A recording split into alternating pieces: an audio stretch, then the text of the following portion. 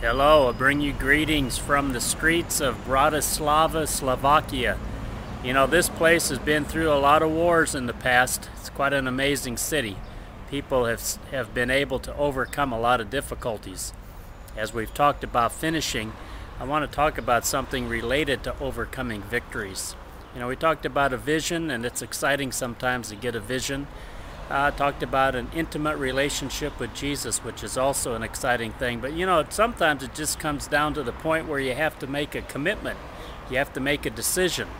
Now, one thing that finishing strong does not mean is the absence of failure.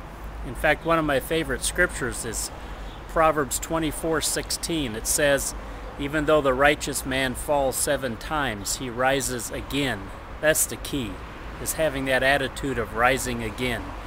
There's a great book called Finishing Strong by Steve Farrar, and in that he says that in his studies and in what he has been able to figure out, basically even looking at scripture and present day, is that only about 1 in 10 people finish strong.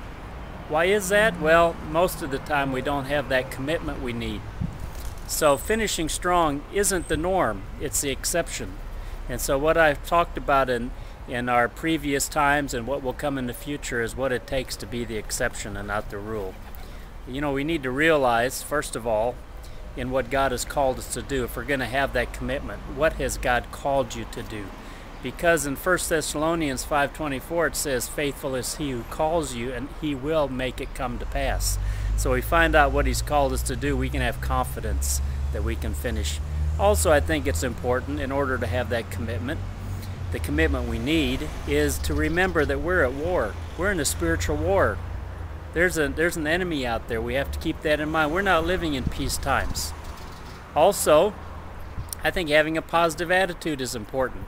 You know, there's a great scripture in 2 Kings 6 verses 15 through 17 where we see Elisha with his servant. The servant walks outside and sees an army surrounding him. He's worried. That's reality. There's an army there.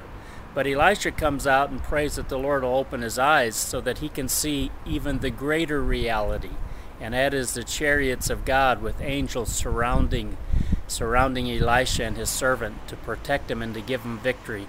So sometimes in the face of reality, the difficulties, we need to see the greater reality, and that is the greatness of our God.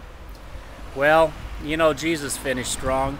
One of the reasons he did is because he had a strong commitment to the end.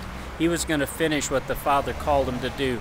And one of the ways that it talks about that, I think, pretty clearly there in Hebrews 12:2, where it says, for the joy set before him, he endured the cross, the pain, the joy set before him. So when I think about finishing, what's the joy set before me? What is it that gives me the hope?